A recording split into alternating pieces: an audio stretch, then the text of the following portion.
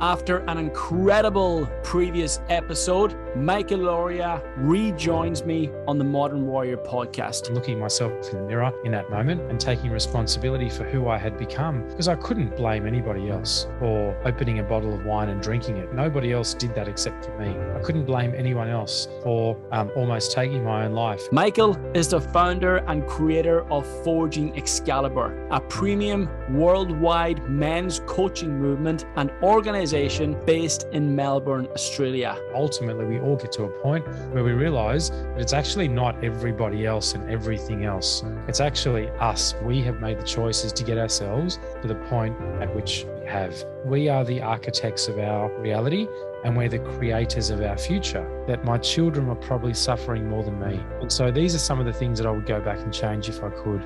Michael, absolutely delighted to have you back on the Modern Warrior podcast. We had an epic conversation the last time you were here, so I'm really looking forward to this with you. Thank you, Gavin. Me too, man. Yeah. How's life been since? Life has been very good. We're growing, developing, moving forward, adding more resources. It's great. I'm loving what we do. Excellent, man. I know in the last podcast, we spoke a lot about your past and a lot of the difficulties that you had to overcome from your previous marriage, from alcoholism, from almost taking your own life to losing your kids. And I feel it'd be extremely valuable to the listeners to hear about your journey from that point to become the man you are today and to bring you to this area of your life today. And of course, the evolution of Forging Excalibur as well and how that's come to be. So perhaps if we could bring it back to maybe back towards the pit that you were in for a period of time and how you evolved from that point or how you managed to get out of that place towards something better in your life today. So I think what we talked about last time was more about how I got to that point and the circumstances around that. And I think I remember where we kind of left off was that I started putting my life back together again and then started working with men. Yes. So I guess what you're asking is, how did I put my life back together? Is that pretty much where we want to go here? Yeah. It's sort of the evolution from picking up the pieces to become the man you are today. And of course, how you're now helping other men come out of their pit and to move forward towards a better life, more fulfilled life, towards leveling up their life in whatever capacity. So, you know what, Gavin, one of the fundamental things that I had back then was a mentor. Somebody who I could actually speak to and speak with and have guidance from, because and one of the biggest things he taught me back then was, don't ever determine your future by what's happening right now in life and who you are right now. That was one of the biggest things that he taught me back then. And some people might say, well, that's obvious. You know, we move forward, we evolve, life changes, circumstances change. But I'll tell you what, a lot of men would be able to relate to this when I say that you don't always think that way when you're in the pit. When you're in the depths of hell, when you're feeling like life is just ridiculously horrible in every way, and waking up in the morning is terrifying because you don't know what you're going to face within, more so than anything else. To then begin to imagine a life that's beyond that, where you are happy, fulfilled, purposeful, perhaps you're financially secure, perhaps there's no problem with alcohol or any other addiction that might be present, you know, and living a life that actually feels meaningful. It's a bit of a stretch, Gavin. It's a bit of a stretch to go from places like where I was and where a lot of men end up to even conceptualize where I could be and where I am now. If you had have told me that I'd be doing what I do now, feeling the way that I feel now, having the life that I'm living right now, I would have said to you, that's ridiculous. There's no way I can go from here to over there. There's no way. And like 15 years, I don't want to wait 15 years. I want it now. But it's an evolution. It's an evolution over those 15 years. You can't go from, I couldn't have gone from where I was to where I am now without everything in between. And that's all the lessons and the experience and the wisdom that you get from experience. So you know, you gather knowledge about different things, you have experience in life, and all of that culminates into hopefully wisdom, you know, and then you use that wisdom to hopefully contribute to others and help the rest of the world in whatever way you can. Is the wisdom, do you find it's found in the lessons from experience, sort of changing perspective in terms of seeing the experience as something bad, something destructive that happened in your life, and instead seeing it as something positive that's going to enable you to grow forward towards becoming a stronger, more resilient man? You know, that if you can overcome this and the difficulties of this situation, that it strengthens your resolve to be able to take on more challenges in life. So I'm sort of curious in terms of what was the turning point for yourself from, as I said, life crumbling down on top of you, to then having the courage or the inspiration to be able to get back up again and move forward towards beginning a new journey to become the man you are today and to do what you're doing today? What was the turning point? The catalyst was that moment when I almost took my own life. That was the catalyst. And then realizing what I was about to do and the repercussions and the consequences of that. And also on top of that as well, understanding that what I was about to do, how that might negatively impact my children, you know, because as fathers, you're a father, I'm a father. So as fathers, it's like our children are our world. They absolutely are, you know. And I'm sure you do the same thing as I do. It's like, how is this thing that I'm going to do, or this choice that I'm going to make, or this direction that I'm going to head in, how might that affect my family? What example am I setting for my children, you know? And I didn't always think this way, but in those moments I did. You know, prior to that, I wasn't a very good quality person. I created that whole scenario, that whole reality. I created that. That was my responsibility. There was a time when I blamed my ex-wife, right? There was a time when I blamed my ex-wife, but at the end of the day, I mean, she was always going to be whoever she is going to be, and whoever she is now, that's her destiny. But I could always have changed. I could always have been different. I could always have made better choices. I could always have chosen to behave differently and show up differently. And it's highly likely that if I did, I would have experienced a different version of her as well. And perhaps what did happen may not have happened, you know? So this is all about, you know, big pieces around responsibility and looking myself in the mirror in that moment and taking responsibility for who I had become, because I couldn't blame anybody else for opening a bottle of wine and drinking it. Like, nobody else did that except for me. I couldn't blame anyone else for almost taking my own life, ending up on antidepressants, sleeping tablets, et cetera, et cetera. Like, we do blame other people along the way. It's like, oh, if it wasn't for her or him or that or this or something else, I wouldn't be in this position right now. But ultimately, we all get to a point where we realize that it's actually not everybody else and everything else. It's actually us. We have made the choices to get ourselves to the point at which we have.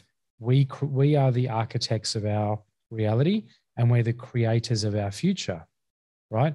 And as soon as we assign that power to somebody else, we're giving every little bit of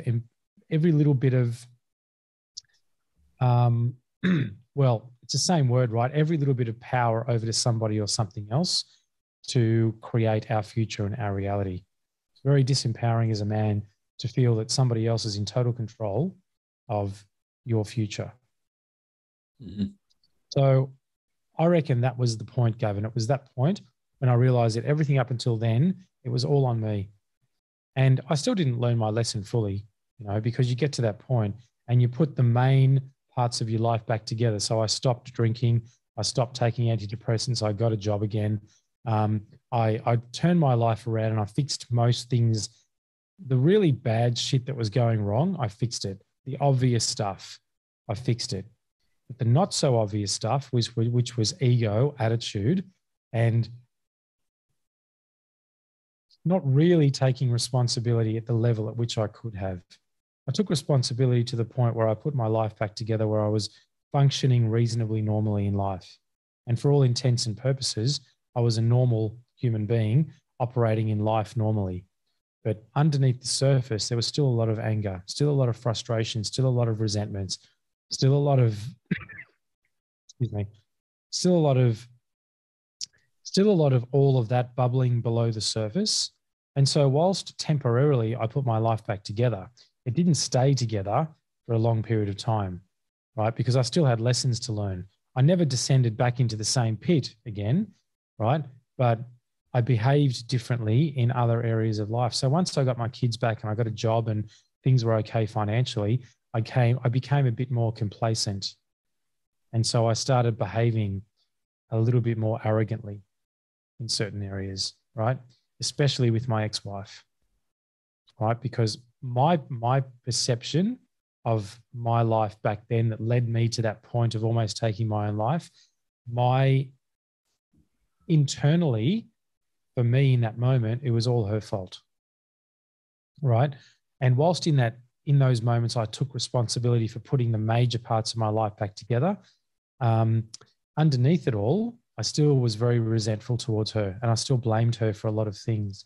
And it hasn't been until, hand on heart and being very transparent about this, hasn't been until recent years where I've actually sort of gone, yeah, okay, well, maybe she contributed. We co-created the whole experience and situation together, but I could have shown up so much better in all of that. And if I did, maybe that might have inspired different behavior in her. Who knows? But either way, at least I could have behaved better. And that was on me. Mm-hmm. Is there anything you would have changed in that process? Well, it seems like you, in that process, you first started with maybe the surface level stuff before going deeper within, and of course, trying to come to peace with the anger, the resentment that you had underneath, and the ego, of course.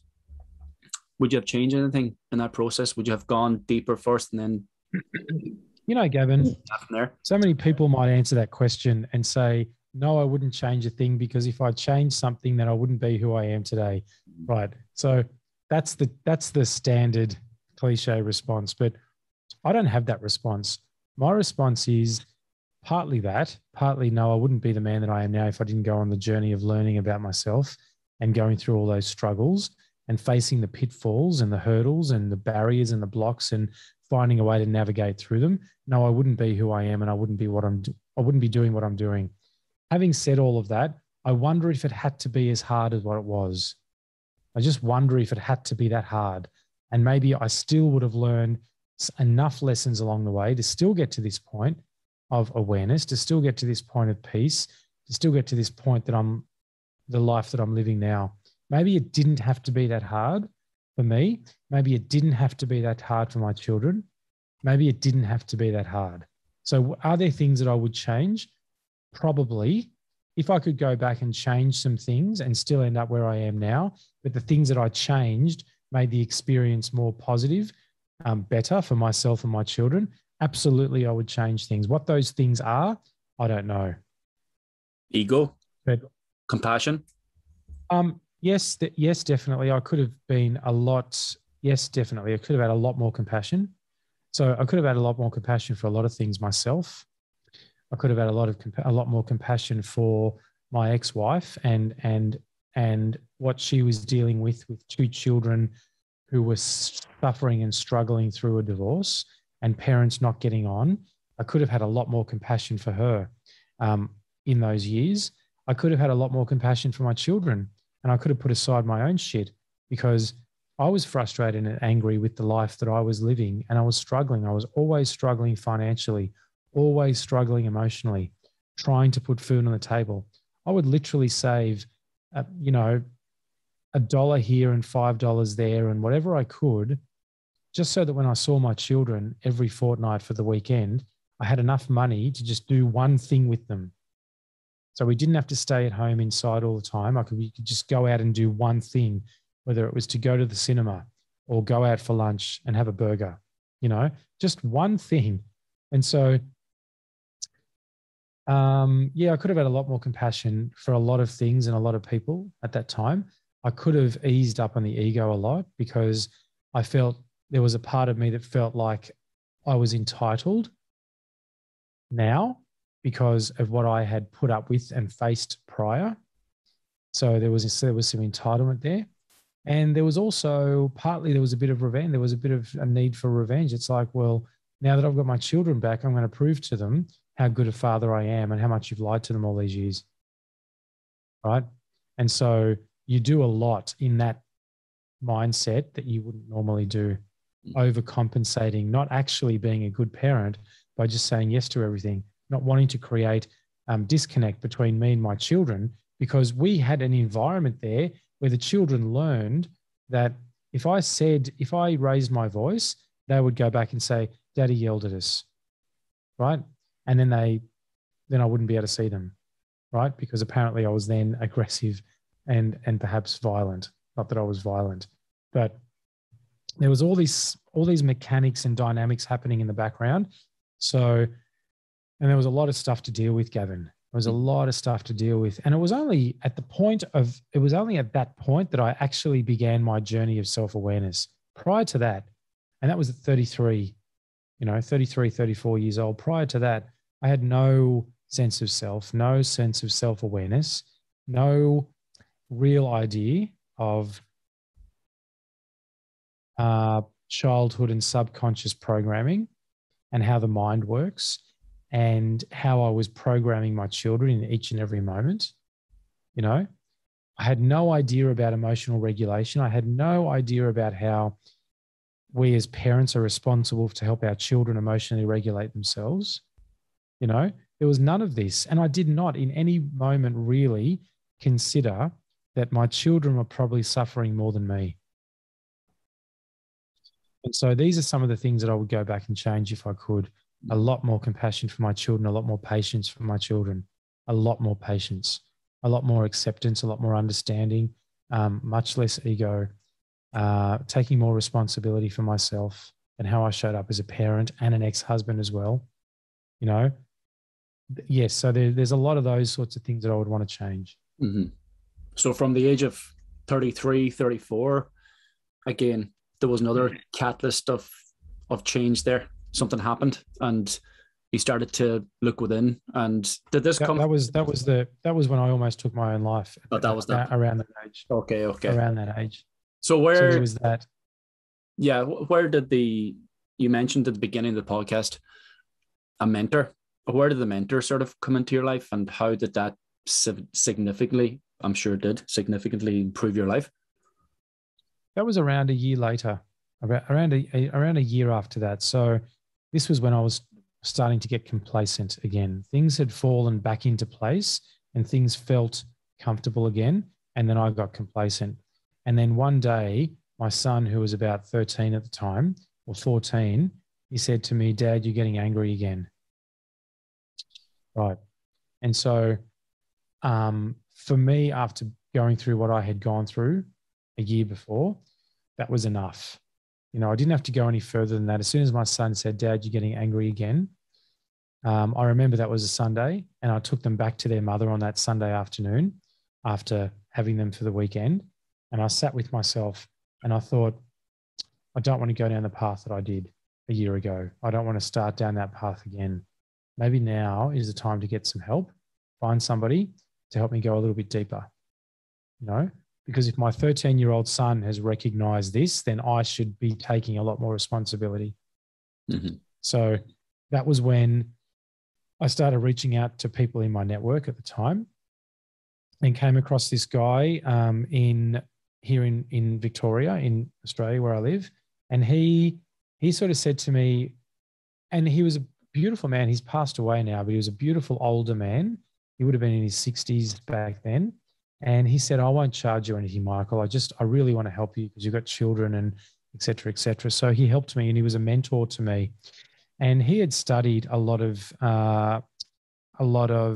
Napoleon Hill's work and Jim Rohn's work as well.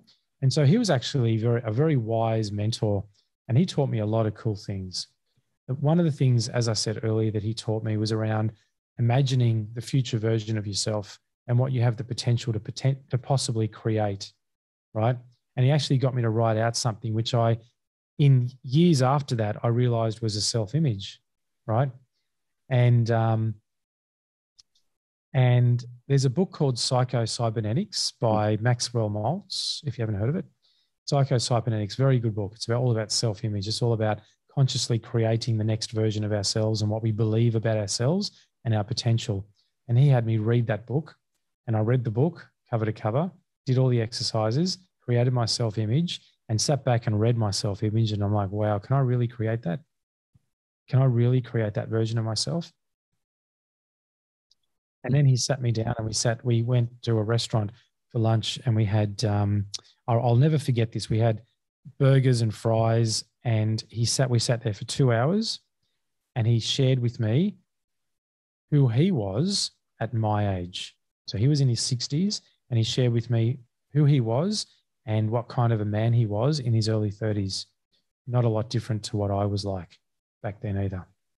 And he said to me, I traversed this path. I went on my hero's journey. I navigated my life, and this is where I've ended up. And he said, I've learned some things. And he said, you will learn some things too, Michael.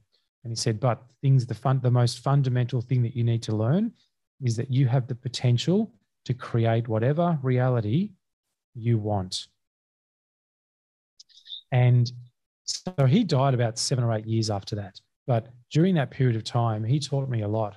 He got me reading Psycho-Cybernetics, Think and Grow Rich, so many other things that I learned from him. And I would say that he was the catalyst, really, and what he taught me. So there's two catalysts. The catalyst of almost taking my own life woke me up and jolted me into acknowledging how far I'd fallen. Okay. So that was the point that I realized how far I'd fallen, and I swore I'd never get back there again. And then the second catalyst was him and his mentoring, his stories, and the wisdom that he shared with me. And I would say that it was when I met him and when I started working with him and when I learned some of the things that I learned then, which now I understand are the foundational basics of personal development. But back then, they blew my mind, right? Of things like fixed versus growth mindset, the ability for us to be able to emotionally regulate ourselves, the drama triangle, right? Basic shadow work, self-image, the importance of connecting with a set of standards like that we hold ourselves to as men. And ironically enough, these are some of the foundations of my work in Forging Excalibur. This is where men start. They start with the basics: emotional regulation, drama triangle, Maslow's hierarchy of needs, growth versus fixed mindset, basic shadow work, right? This is where they start in the initiation. And that's where I started. And I remember the transformation that I experienced just by doing those simple things. I didn't believe they were simple things at the time. To me, they were complicated, high-level personal development things, But now, 15 years down the track, it's like they're the foundations. If I didn't have those foundations, there's no way you can build anything without those foundations. So I would say that he was really the catalyst for me, for motivating me, I guess, or creating that intrinsic motivation within me to want to be inspired to do or to carry on his work in some way, Was changing your inner narrative was a major part of it, yeah? Oh, yes. Yes, Gavin. The things I would tell myself, the things I would say to myself: you're an idiot. I hate you. You fucking dickhead. You're a failure. You're this, you're that. And the things that I would say to myself, it is absolutely no wonder I sunk to the levels that I did. It's no wonder. Because that internal dialogue, we can be our own worst enemy. We don't need people to say horrible things to us, to our faces, because we say even worse things to ourselves. Mm-hmm. Is that where you feel a lot of men need to begin, is to change that narrative in terms of, I mentioned earlier, having a bit of self-compassion for your situation, understanding that you're here in the pit and it may not be completely your fault that you've got to this area. You've had maybe underlying pain or difficulties that have influenced your behavior that you were simply unaware of. However, give yourself some level of compassion, but then, as I said, understand then too that you've got to take complete ownership and responsibility of the situation right now to move forward and move beyond it. But it starts with, of course, having the compassion to know that, yes, it may not be your fault that you're here, but also the compassion, the self-compassion to know that you deserve better than this as well. You can improve in the situation. You can be happy again. Or is there something else there that you would begin with? No, they're definitely good starting points. That's for sure. The challenge with that is actually believing it. You know, in those moments, actually believing that we deserve compassion, we deserve self-compassion, that we do have the potential for more, that we can recreate ourselves, right? Because I didn't believe any of that at the time. You have to get to a certain point. Like you have to, I truly believe, I don't like even considering this, but I truly believe that men, especially men, not so much women, but especially men, need to get to the fucking depths of hell. They need to experience the most horrible chaos in their lives most of the time in order to realize how far they've sunk and that they need to take some responsibility. Because the fact is, as we're failing, and we know we're failing, not until we've failed, while we're failing, there's too much conditioning in society as boys and as men for us to even acknowledge that we are failing. We would rather keep on being in a sinking ship with a bucket and madly, you know, trying to get the water out of the boat, thinking it's okay, the hole will just fix itself. If I just keep on taking the water out of the boat with the bucket, somehow the hole will just magically fill itself, right? Fix itself. And this is the analogy that I sometimes use for us men when we're trying madly to avoid dealing with something. You know, there's a hole in the boat. We don't want to look at the hole in the boat. We'd rather just continue to try and get as much water out as we can, as quickly as we can, hoping that the hole will just magically fix itself. And until the hole gets bigger and bigger and bigger and the boat starts sinking and we realize that we're powerless to stop it, okay, it's only when we start drowning that we go, oh shit, I have to do something. Mm-hmm. And only then do we start, you know, if we carry that analogy on to its logical conclusion, then we end up seeing the man in the water splashing around madly, calling for help, right? When he should have called for help when he realized that there was a hole in the boat. Mm-hmm. Before the boat sunk and he started drowning. So I don't like to go to these places, but the fact is that after 15 years of working with men, and I've worked with thousands of men, I would say 80% of the men that come to me are at that point where the boat's drowned, you know, and they are literally drowning themselves. And, you know, you got to kind of reach in and grab them and pull them out and go, you can swim, you know. Do you remember you can swim? And it's like, oh, fuck yeah, I can swim. And you kind of then start swimming beside them, you know, until they pick themselves up and start doing it themselves. And you teach them the things that they need to know along the way. But yeah, and I remember that time in my life where I forgot that I could swim. I just forgot that I could swim. Mm-hmm. No, I forgot that I had the power to dig myself out of a hole. I forgot the fact that I had hands that could claw my way out. And I knew how to use a shovel and dig myself out, you know, and swim or whatever other analogy you want to use. Mm-hmm. Sometimes we forget. Would you have reached out for help sooner? No. No. Because I hadn't yet failed. Okay. I hadn't yet failed so completely that there was no other option. Mm-hmm. But this is no different to most men. But here's the difference, right? This was 17 years ago. 17 years ago, we didn't have access to the internet like we do now. You know, we didn't have access to YouTube and social media like we do now, and information at our fingertips. You can go on YouTube and learn anything that you want about personal development, about anything to do with how the mind works. There are books available for free. You can download books, ebooks. You can listen to podcasts. You can watch YouTube videos. There is no excuse anymore for drowning to those depths, right? There is no excuse. In the past, I don't know if you're old enough to remember this, but in the past, we used to have to actually, if we wanted access to information, we used to have to find our way to a library and sit there and go find the book that we needed, right, intentionally. But these days you can go to Google and you can go, how do I stop being depressed? Yeah. Right? Or how do I cure anxiety? Or whatever it might be that you want to fix about your life, right? How do I feel better about myself? How do I learn how to be a man?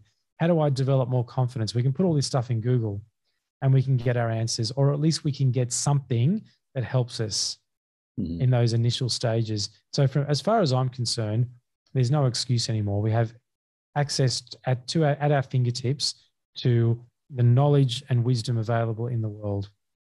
We have all the information and the knowledge, but again, it's the implementation that people fall down on. And that's why I feel the need someone like myself or yourself as a mentor, as a guide, as someone to be accountable to make sure that they're applying the knowledge that they've received.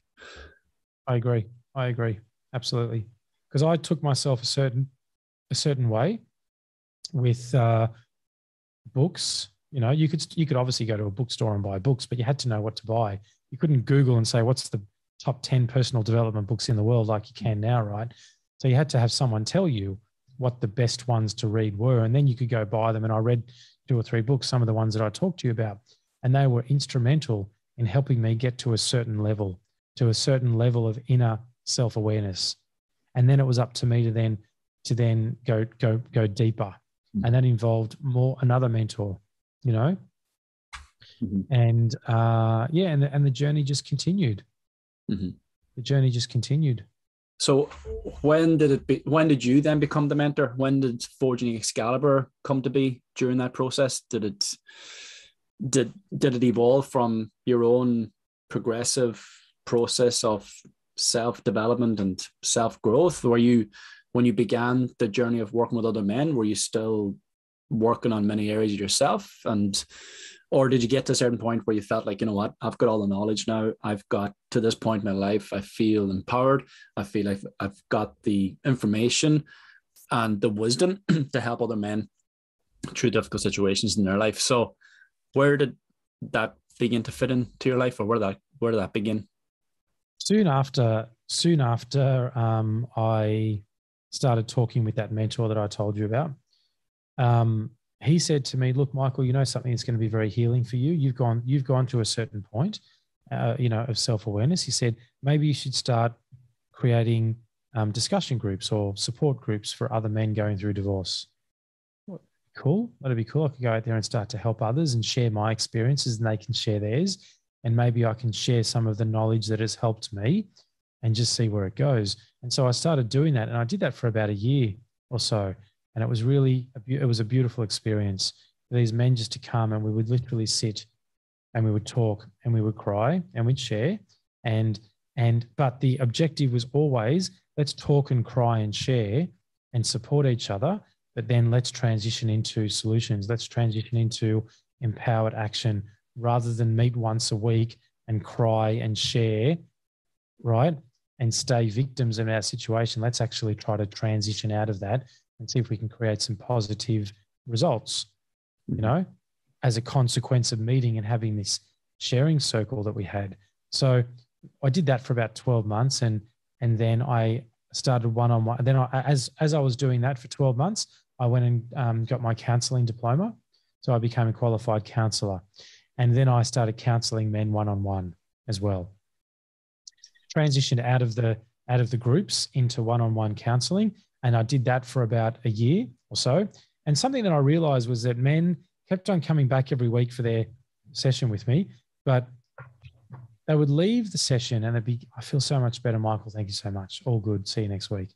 And so they come back next week and they'd be just as bad as they were at the beginning of the first session, right? And I started seeing a pattern, and it was like counseling was good to a certain point. Counseling helped people to, you know, speak about their problems, share whatever was on their mind, et cetera, et cetera.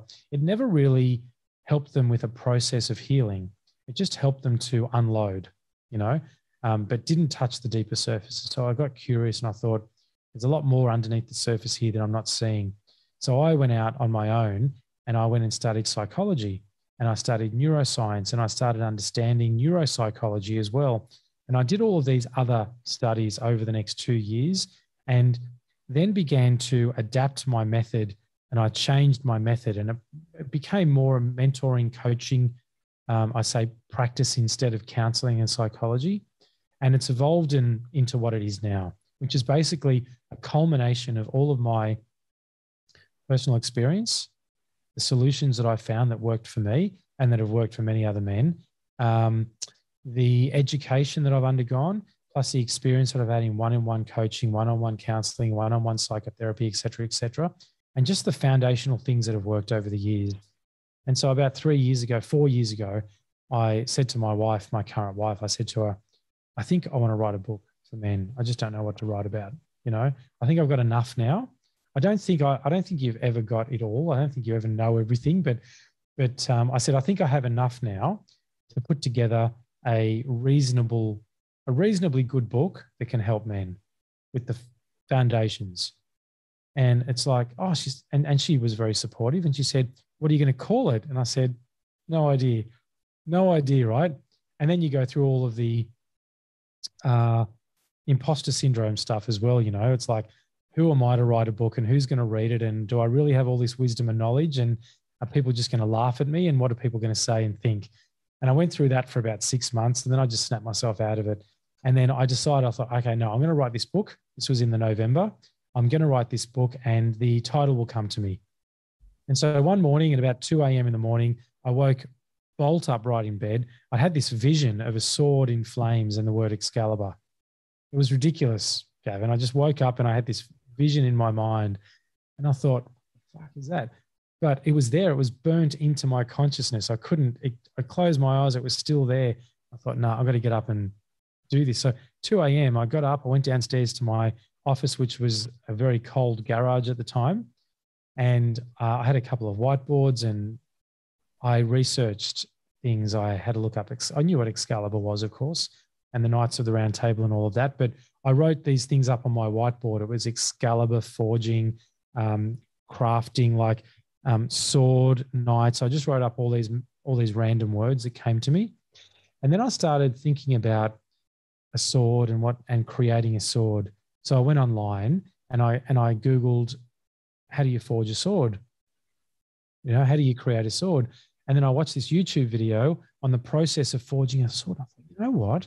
That's a very similar process that I've been through and most other men have been through, because you think about it, right? It starts off as a useless hunk of metal, right? And you dip it into the fire. So we say that could be adversity, being thrust into the fire, right? And then it comes out of the fire and then you hammer it and you fold it and you shape it, right?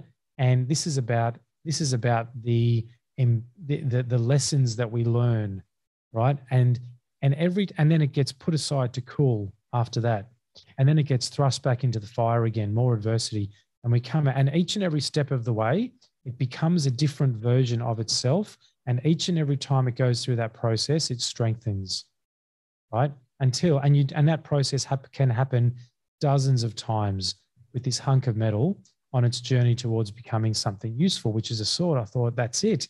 So I thought I can, and then I wrote up all of the steps on how a sword gets forged, A, B, C, D. This is what it is, right? Fire, hammer, fold, shape, craft, cool, whatever it was.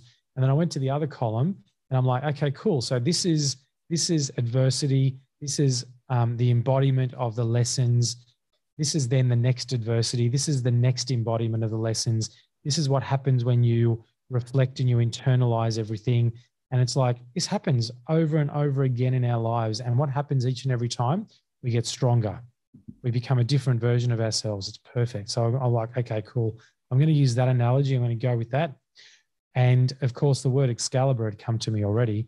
So it was pretty easy, forging Excalibur, because essentially what we want to do is we are forging ourselves. It's not a new concept, forging ourselves into the version of ourselves that we want to carry through life. And then the next stage after that is crafting, right? So what do we do when we craft? Then when a knight crafts his sword, that's when he starts to think about the sheath and the hilt. What does the hilt look like? Is it going to be leather? What color leather? What's the inscription on the blade? You know, it's all very personalized. And that's the journey of continuing to grow, build, evolve, and strengthen ourselves and become a different version of ourselves in each and every moment. Mm-hmm. And then there came all of the other things around King Arthur and the Knights of the Round Table, which comes with the legend of Excalibur. And the analogy there is that, you know, the men who sit around the round table, they're all equal. They're all just as powerful each other. They're all equal. And so all men are equal. No one man sits above another. And then it was like, so these men that went on a journey to become knights, they would have had to have been a very different breed of man than your average peasant, right? Back in the day. So it's like, I wonder what kind of standards they would have had to embody. They would have had to learn things like loyalty, responsibility, honor, valor, compassion, chivalry, discernment. What else can we say? Integrity, strength, courage. We can just keep on going, right? These eventually discipline. These eventually became the 8 standards of men that I wrote about in my book. And these are the virtuous standards and traits that men on their journey towards knights had to embody to become knighted as a knight. So this is how it all evolved. Yeah, 2 a.m. in the morning for about 6 hours. Brilliant. Yeah, it's amazing how you've been able to transfer that story into your own story and your own journey, and of course other men's journeys today. And what does the journey look like for you now as you look towards the future? What's ahead for Michael Lauria? I just wrote another book. So I wrote an addendum to Forging Excalibur, which is the 8th standard discipline. I'm writing 12 rules for knights. So what's ahead of me in the future is just continuing to grow and build Forging Excalibur as a men's coaching brand, continuing to write books and branching out into more.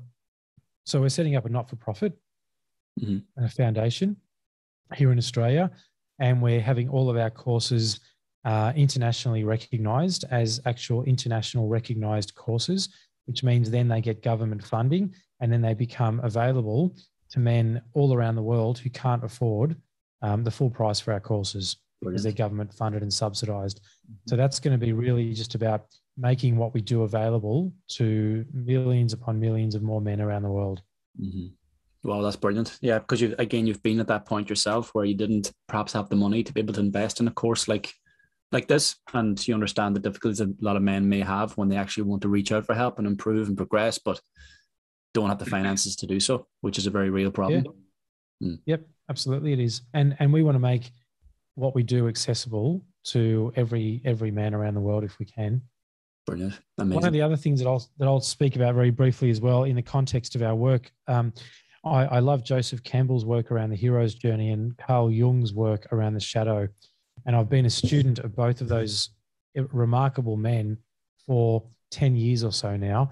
And so it was important for me to create a fusion of, personal development with the legend of Excalibur and the Knights of the Round Table, and also bring in all of Carl Jung's work around the shadow, because that's important. And that's the real deep work, and also Joseph Campbell's work around the hero's journey, the call to adventure. That's very powerful as well. That really speaks into the unconscious collective of men around who they want to become and their potential, and to really become the hero of their own story and face their threshold guardians and not cower away from the dark cave, because, that's where the most amount of growth can happen. One of not Carl Jung, one of Joseph Campbell's quotes, which everybody knows: "The cave we fear to enter holds the treasure we seek." And it's always that place within us. And the analogy is that place within us that we don't want to go to, the place that we avoid. It's in our shadow. It's in our unconscious mind, those places that we don't even admit to ourselves. The treasure that we seek is when we start exploring those dark areas of ourselves, and the treasure is always the next version of ourselves. More self-awareness, deeper understanding. Know thyself, Socrates said, right? So that's the journey of life. Know thyself. And I think if life continues to be one hero's journey of knowing ourselves on deeper levels, then that's a life well lived. Yes, for sure, my man. Thank you for that.